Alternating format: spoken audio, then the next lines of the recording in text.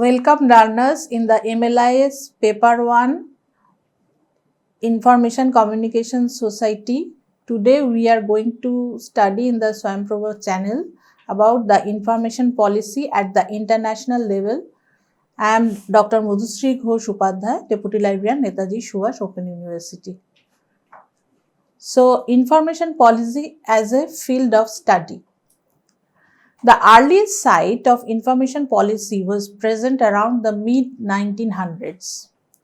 The stages to begin evolving from an industrial society to an information society sparked several other transformations. The common industrial technologies were beginning to be replaced by informational meta technology.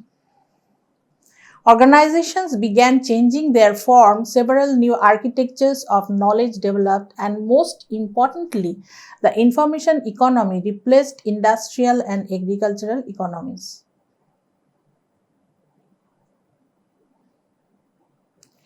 By the 1970s, the concept of national information policy was created to protect the data and information that was used in creating public policies. The earliest adopters of information policy included the United States, Australia, as well as several European countries who all recognized the importance for a more standardized governance of information. Elizabeth Orna contributed to a paper on information policies by providing a brief history of the development of ideas surrounding national and organizational information policies from the beginning when the United Kingdom Ministry of Information was established in the First World War to present day. In the 20th century, to cope with the privacy problems of databases, information policy evolved further safeguards. In the US, the Federal Privacy Act provides individuals the right to inspect and correct personal information in federal data files. It has since then evolved from beginning seen as relatively unimportant to having a much more overarching strategic significance since it establishes the conditions under which all other decision making, public discourse and public activity occurs. The growing awareness in the importance of information policy has sparked an interest in various groups to further study and analyze its magnitude. The most common audience for information policy analysis includes undergraduate and graduate students, scholars, policymakers, policy and analysts, as well as those members of the public who have taken an interest in understanding the effects of the laws and regulations involving information. Information policy generally has a broader definition and encapsulates a multitude of components. Its scope and impact can vary depending on the context. For example, in the context of an information life cycle, information policy refers to the laws and policies that deal with the stages information goes through, beginning with its creation through its collection, organization, dissemination, and finally to its destruction. Information policy is the means by which government employees, institutions, and information systems adapt themselves to an environment in rapid fluctuation and use information for decision making. Example, Anderson and Dawes, 1991. Also, you can see Bozeman and Brestindia, 1986, and Stevens and McGowan, 1985. One can see how these two contexts offer varying scopes for the phases information policy. Information policy is a set of all public laws, regulations, and policies that encourage, discourage, or regulate the creation, use, storage, access, and communication and dissemination of information. It thus encompasses any other decision-making practice with society-wide constitutive efforts that involve the flow of information and how it is processed. These issues include certain categories of information are of particular importance for information policy. These include news information, health information, and census information. In 1990, Overman and Cahill, drawing the Terry Weingarten's publication from 1989, defined information policy as the set of all public laws, regulations, and policies that encourage, discourage, or regulate the creation, use, storage, and communication of information. Terence Maxwell wrote the information policies as are social, political, legal, economic, and technological decisions about the role of information in society and at an instrumental level as they impact the creation, dissemination, use, and preservation of information. Sandra Brahman has claimed in defining information policy, which is among the essays introducing the first issue of the journal Information Policy. The information policy is comprised of laws, regulations, and doctrinal positions and other decision-making and practices with society-wide constitutive effects involving information creation, processing, flows, access, and use. There are certain common features. Information policy is an instantiation of decisions related to the creation, use, preservation, and flow of information. Definition of information policy may extend up to the concept of data, particularly in light of today's focus on big data. Policy that governs collection, use, and preservation of data. Massive data stores are maintained in servers around the world, from the Twitter archive obtained by the Library of Congress to the national health records in individual countries. Who has access to this data? Why is it being stored? And do we have any say in its use? Fundamental issues of creation of information policies. Issues concerned with the use of information for democratization and commercialization of social life, public policy issues. Digital environment, example, digital divide. Intellectual property, economic regulations, freedom of expression, confidentiality or privacy of information, access management, information security, regulating how the dissemination of public information occurs. Information policy is in fact a combination of several varying disciplines including information science, economics, law, public policy. Thus, its scope may differ when each of these disciplines analyzes or uses it. The information sciences may be more concerned with technical advances and how this impact information policy, while from a law perspective, issues such as privacy rights and intellectual property may be of greatest focus. There are certain types of information policy. Information policies may be of short-term focus, or it can also have a much broader context in relation to different subjects, be within a larger time period, for example, dating back to Roman civilization, the Bill of Rights, or the Constitution. It covers areas of e-government, digital rights, information law, international information law, and information ethics. Now, coming to information ethics. Information policy is deeply rooted in a tradition of sharing and access. These values are important as we consider how to best regulate the flow of information. Values and ethics may be commonly held, but we cannot assume they are held with the same weight universally. We hope that policy decisions are based on a solid ethical foundation, yet this foundation is not necessarily the case. Policies are partisan and written to support and leverage certain stakeholders. Economic drivers may color Which aspects of policy are prioritized? National and international information policies need to balance policies that ensure openness and transparency with those that are shrouded in secrecy. The general citizenry and for-profit organization as well as political military leaders need to be considered important stakeholders in information policy design. Education and digital rights. Information policy is important to education and educators, whether the policy is about ongoing access to public information, digitization of books, and the copyright interests that surround the activity of libraries, constant fight to protect the privacy of their patrons. In colleges where computer and data science collaborations are possible, have the opportunity to incorporate information policy education into data mining projects and software design.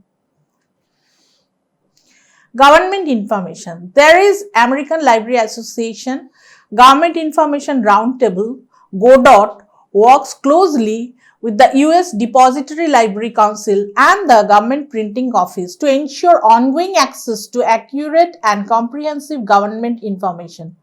There are two major areas of information policy. One is ongoing access to government information and the second is expanded access to data. Big data repositories fall under the rubric of government information, under the banner of creating an open government where transparency, participation, and collaboration are key. The US government releases massive datasets that are openly available through data.gov. In 1990, UNESCO published the first practical handbook on national information policies addressed to professionals involved in the management of information resources and services and the government officials responsible for this field. UNESCO 1990 it was published. It also organized a number of regional meetings on information policies and assisted up to 80 member states in their formulation. However, while some countries responded positively to these efforts, others strongly opposed the very idea of unique policies by which the information economy should be coordinated and regulated on a governmental level.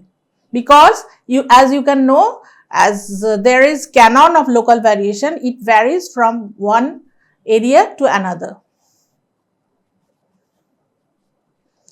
General Data Protection Regulation, GDPR. It is created by European Union 2016, European Parliament and the Council of 27th April 2016 Council. It consists of 10 chapters and 99 articles, imposes obligations onto organizations anywhere as long as they target or collect data related to people in European Union. The regulation was put into effect on May 25, 2018. The GDPR defines an array of legal terms at length. Below are some of the most important ones that we are referring to in this article. Personal data. Personal data is any information that relates to an individual who can be directly or indirectly identified. Names and email addresses are obviously personal data. Location information, ethnicity, gender, biometric data, religious belief, web cookies, and political opinions can also be personal data. Pseudonymous data can also fall under the definition if it's relatively easy to ID someone from it. Data processing. Any action performed on data, whether automated or manual. The examples cited in the text include collecting, recording, organizing, structuring, storing, using, erasing. So basically anything comes under these two legal terms, personal data and data processing. Then there are another legal term, that is data subject. Subject is nothing but a person, the person whose data is processed. These are your customers or site visitors. Data controller, the person who decides why and how personal data will be processed. If you are an owner or employee in your organization who handles data, this is you. Data processor, a third party that processes personal data on behalf of a data controller. The GDPR has special rules for these individuals and organizations. These could include cloud servers like Google Drive, Proton Drive, or Microsoft OneDrive, or email service providers like Proton Mail. There are certain data protection principles. Principle 1 is lawfulness, fairness, and transparency. Processing must be lawful, fair, and transparent to the data subject. Number 2, purpose limitation. You must process data for the legitimate purposes specified explicitly to the data subject when you collect it. Data minimization. You should collect and process only as much data as absolutely necessary for the purposes specified. Accuracy. You must keep personal data accurate and up to date. Storage limitation. You may only store personally identifying data for as long as necessary for the specified purpose. Integrity and confidentiality. Processing must be done in such a way as to ensure appropriate security, integrity, and confidentiality. Example, by using encryption. Accountability. The data controller is responsible for being able to demonstrate GDPR compliance with all of these principles. Now, accountability. The GDPR says data controllers have to be able to demonstrate they are GDPR compliant, and this isn't something you can do after the fact. If you think you are compliant with the GDPR but can't show how you are not GDPR compliant, among the ways you can do this: designate data protection responsibilities to your team, maintain detailed documentation of the data you are collecting, how it's used, where it's stored, which employee is responsible for it, etc. Train your staff and implement technical and organizational security measures. Have data processing agreement contracts in place. With third parties, you contract to process data for you. Appoint a data protection officer. Data security. You are required to handle data securely by implementing appropriate technical and organizational measures. Technical measures mean anything from requiring your employees to use two-factor authentication on accounts where personal data are stored to constructing and cloud providers that use end-to-end encryption.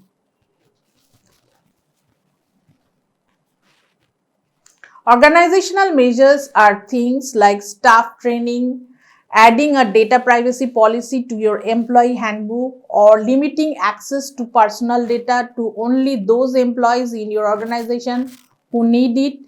If you have a data breach, you have 72 hours to tell the data subjects or face penalties. Data protection by design and default. From now on, everything you do in your organization must by design and by default. Consider data protection. Practically speaking, this means you must consider the data protection principles in the design of any new product or activity. The GDPR covers this principle in Article 25. Suppose, for example, you're launching a new app for your company. You have to think about what personal data the app could possibly collect from users. Then consider a way to minimize the amount of data and how you will secure it with the latest technology. When you are allowed to process data. Article 6 lists the instances in which it's legal to process personal data. Don't even think about touching somebody's personal data. Don't collect it, don't store it, don't sell it to advertiser unless you can justify it with one of the following. The data subject gave you specific, unambiguous consent to process the data. Processing is necessary to execute or to prepare to enter into a contract to which the data subject is a party. You need to process it to comply with a legal obligation of yours. You need to process the data to save somebody's life. Processing is necessary to perform a task in the public interest or to carry out some official function. You have a legitimate interest to process someone's personal data.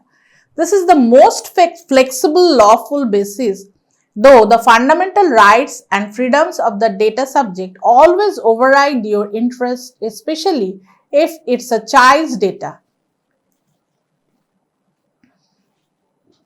The GDPR recognizes certain new privacy rights for data subjects which aim to give individuals more control over the data loaned to organizations. What are those rights? The right to be informed, the right of access, the right to rectification, the right to erasure, the right to restrict processing, the right to data portability, the right to object, rights in relation to automated decision making and profiling. GDPR, thus, is the toughest privacy and security law in the world. Though it was drafted and passed by the European Union, it imposes obligations onto organizations anywhere, so long as they target or collect data related to people in the European Union. UNESCO, IFLA, FED, all are involved in preparing international information policies. IFLA initiated the Universal Availability of Publications program supported by UNESCO with the objective to provide the widest possible availability of published materials in any format to users as an essential element in their economic, social and educational and personal activities. Universal Availability of Publications, that means UAP, was also closely linked to the IFLA UBC. What is UBC? UBC is Universal Bibliographic Control. That includes issues such as metadata and international standards. These efforts had started much before the thinking on providing guidance to member countries for formulating national information policy.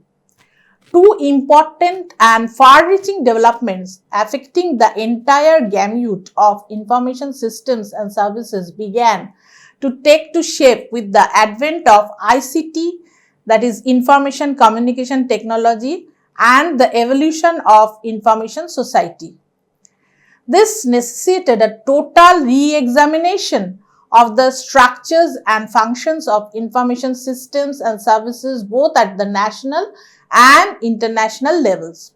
IFLA initiated the Universal Availability of Publications program supported by UNESCO with the objective to provide the widest possible availability of published materials in any format to users as an essential element in their economic, social and educational and personal activities.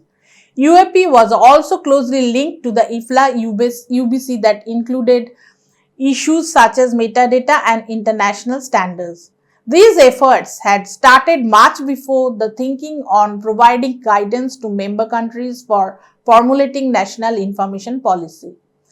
Two important and far-reaching developments affecting the entire gamut of information systems and services began to take to shape with the advent of information communication technology and the evolution of information society.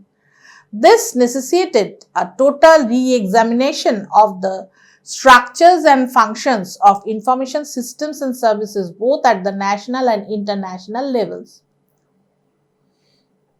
ICT brought about a sea change in information systems and services. Internet facilities drastically expanded globally the scope of searching, accessing, and making available information almost instantaneously. The concept of information society accentuated the vital force of information and knowledge to bring about material advancement in the countries. In this context, all countries required proper guidance to formulate their national information policies. Taking these rapid developments into account, FEED prepared a handbook on the formulation, approval, implementation, and operation of national information policies for UNESCO in 1900. This document was completely revised and updated in 2000 by Victor Montvilloff. This was intended for use as a practical policy level officers of member states to help them better understand and cope up with the enormous risks and opportunities being presented by the rapidly escalating and closely related ideas of the information superhighway, cyberspace, and the information society. The three paradigms that have been changing every aspects of information and knowledge are briefly explained below. International superhighway, then cyberspace, and information society. Information policy is a central problem for information societies as nations make the transition from industrialism to post-industrialism. Information issues become increasingly critical. According to the sociologist Daniel Bell, what counts now is not raw muscle power or energy but information.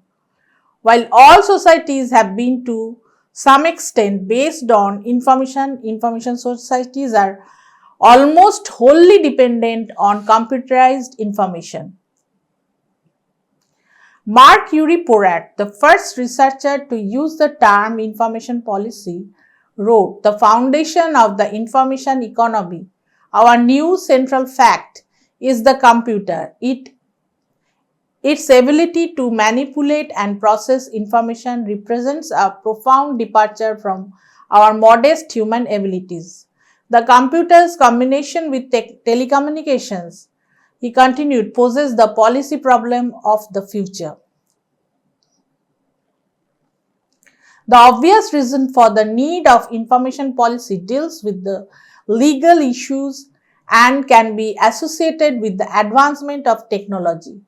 More precisely, the digitization of the cultural content made the cost of the copy decreasing to nearly zero and increased the illegal exchange of files online via sharing website or P2P technologies or offline. As a result, there are many gray areas between what users can and cannot do, and this creates the need for some sort of regulation. Today, this has led to the creation of Stop Online Privacy Act. Information policy will mark the boundaries needed to evaluate certain issues dealing with the creation, processing, exchange, access, and use of information. For avoiding risks, financial losses from incomplete and uncoordinated exploitation of information, wasted time, failures, and innovation and reputation loss. For positive benefits, including negotiation and openness among those responsible for different aspects of information management. Productive use of IT in supporting staff in their use of information. Ability to initiate change to take advantage of changing environments. The information policy includes government, that is the formal institution of the law, governance, decision making with constitutive effect. whether it takes place within the public or private sectors and formally or informally, and governmentality, cultural predispositions and practices that produce and reproduce the conditions that make particular forms of governance and government possible. So let us discuss some questions. Sandra Breman has claimed in defining information policy, which is amongst the essays introducing the first issue of which journal? You have to answer. So I have given the option of Journal of Information Society, Journal of Information Communication Technology, Journal of Information Management, Journal of Information Policy. So the right answer is the Journal of Information Policy.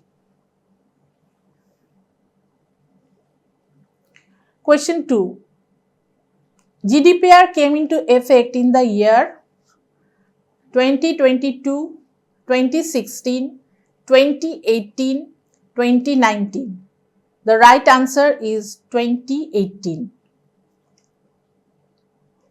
Which article of GDPR lists instances of personal data protection? Article 4, Article 6, Article 60, Article 97. The right answer is Article 6. Which one is the privacy right? Data portability, right to information, right to education, right to speech, human rights. The right answer is data portability. If anyone faces a data breach, how many hours are given to them to inform data subjects? 48 hours, 24 hours, 72 hours, 12 hours. The right answer is 72 hours. Thank you.